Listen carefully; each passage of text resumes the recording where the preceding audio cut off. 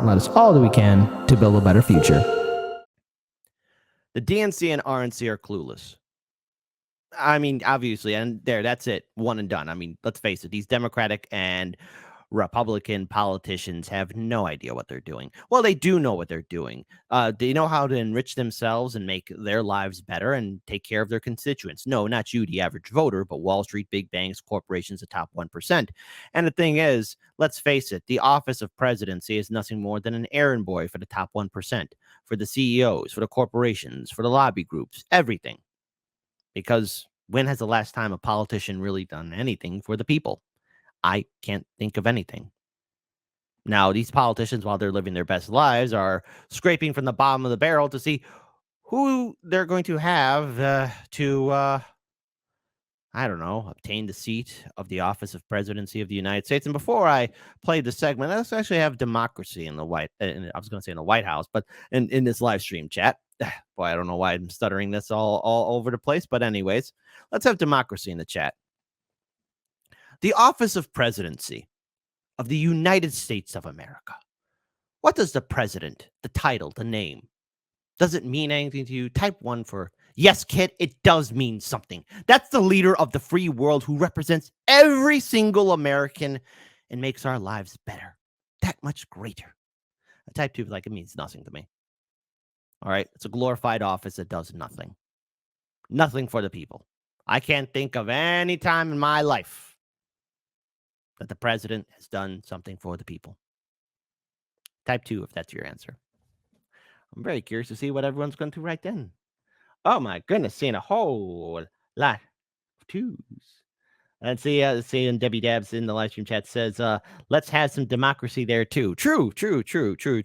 So here, I want to pull up this first video here. Shout out to Case Study QB. Be sure to follow him on Twitter. He is wrongly being censored. I don't know why he's still being censored, but it's BS for many BS reasons. So discussing what GOP candidates are running on and their messaging. So we're going to start with the Republicans, because at least at this point, there's a possibility that there could be a primary debate. There could be. So at least the Republicans will have some legitimacy, and the American people will be able to hear what the candidates are talking about, including Donald Trump. Here, let's play it. Are we seeing any interesting arguments from the other candidates this time? From Larry Elder, absolutely. You saw it here a couple of weeks ago. His focus on absent fathers, family breakdown, and fighting the left smear that America is a racist country. That is interesting. It's worth a hearing. On the other hand, Nikki Haley's main argument seems to be that she's just the right age, while Tim Scott's message, at least so far, is vote for me.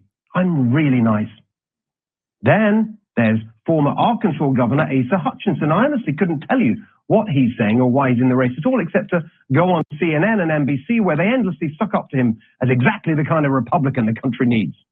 Okay, Ron DeSantis. No question about his record governing a state, but many questions about his plan for the country. We still don't know where he stands on the Ukraine war, and we don't know if he's actually interested in the economy or just fighting a non-stop culture war. Yep. That's what we have. So the thing is, all these candidates who are vying for this position to become president of the United States, obviously the Democrats are all in for Biden. They're doing everything they can to make sure that Biden has a clear and safe primary run. They are not going to host any debates. They're not going to host any kind of town halls with Biden. They're going to make sure that the media is only able to get him on his good days, where he's able to put together a coherent sentence. It's downright pathetic seeing a lot of Democratic voters begrudgingly go ahead and sign up and support for Biden, even though there are some fundamental issues with Joe Biden. I mean, clearly, hey, vote blue no matter who, or people suffering from Trump derangement syndrome. I mean, really, your guy is just struggling to put together a sentence. Your guy, Biden, doesn't know where he's at half the time. I mean, I get it. You're afraid of Trump, but how do you guys look yourselves in the mirror knowing that you are not only getting the bottom of the barrel, you're getting what's underneath the barrel, all the dirt and the mud? Pathetic, really. So I want to pull up this other video where they're discussing, again, Fox, this is a clip from Fox News, discussing Biden preventing another establishment candidate from challenging him, and says Bernie progressives are running the Biden White House. Hey, Fox News, listen. Bernie Sanders and the progressives are not running the White House. I don't know what world you're living in. I haven't seen that, because the Biden-Harris administration have done everything they could to prevent any progressive policy issue from being implemented. I mean, seriously, Fox News. I get it that you have to say Bernie's a communist and a socialist, but running the White House, that ain't ever going to happen. Were you not paying attention to the 2016 and 2020 primaries? He bent over backwards to the DNC establishment. What Joe Biden has done is basically freeze any potential rivals on the Democrat side to himself. I mean, maybe Gavin Newsom would really like to be running for president. My guess is he could do a pretty good job against Biden. Geez, Fox. You know, I mean, come on. Have you not been paying attention to how Gavin Newsom has been running California? Be better. But you know what? He can't enter the race because Biden is there. Another big tell about Biden is where's the pivot? Almost any Democrat running for re-election or any president begins to pivot towards the center, begins to accommodate a bigger swath of voters. We've seen none of that. He is as progressively driven as ever. So I think Republicans have a tremendous... Progressively driven as ever. How? Seriously, explain this to me. Because anytime the progressives wanted to get anything done, even that Build Back Better, which was pathetic by all accounts, Premier Jayapal trusted Senator Joe Manchin. What did Joe Manchin do? He fired in her face. That Build Back Better kept on dwindling down and down and down and down until it became nothing. Premier Jayapal is the head of the Congressional Progressive Caucus. She's terrible at negotiating.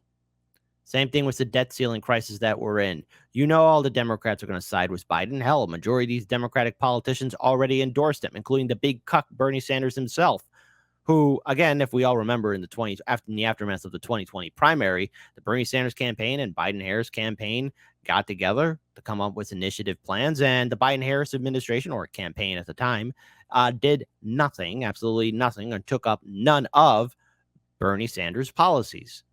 So this whole idea of Biden being this progressive and socialist or listening to Bernie, no,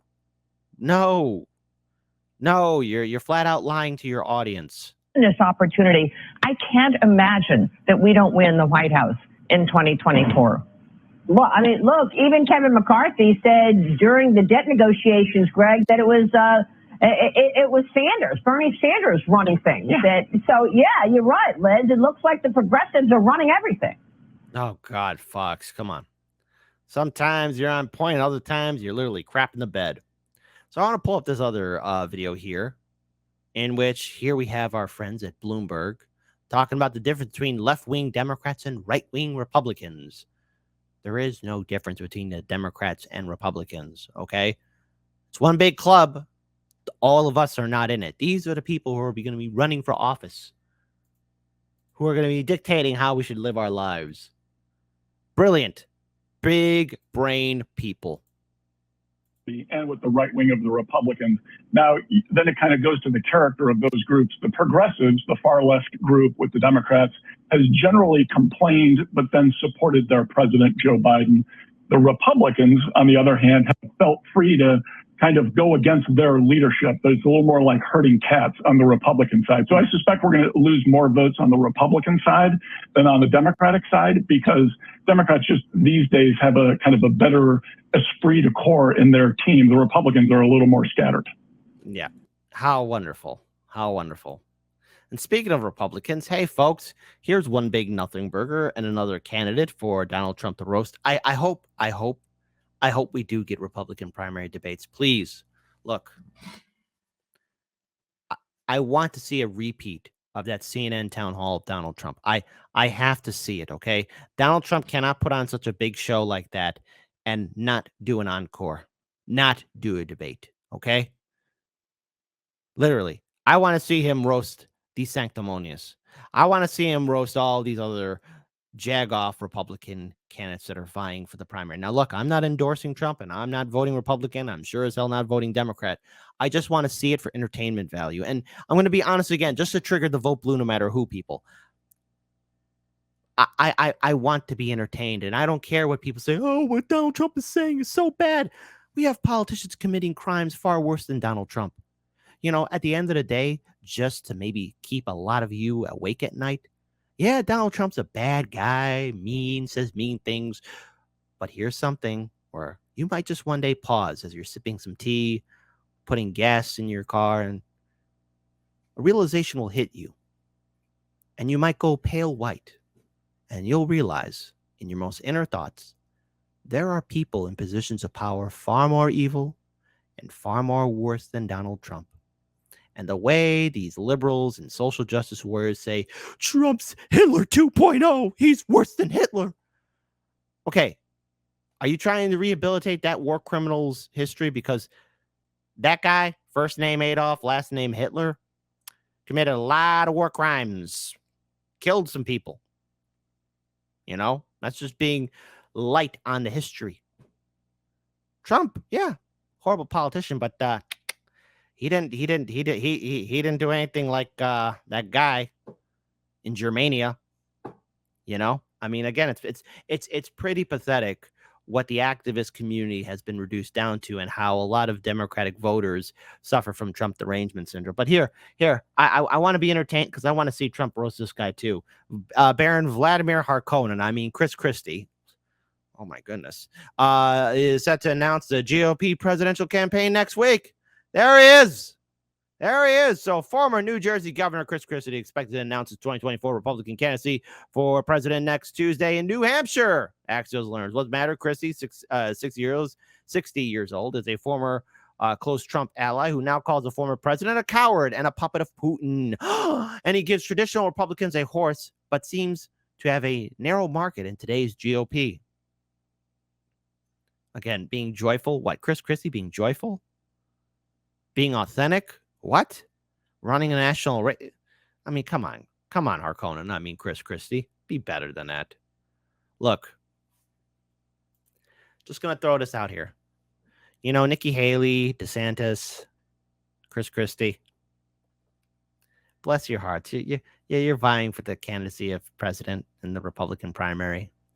But I'm going to compare you three stooges to all the social justice activist groups like Time's Up, Black Lives Matter, Me Too, and all those protesters and all those former Trump people who now hate their former boss.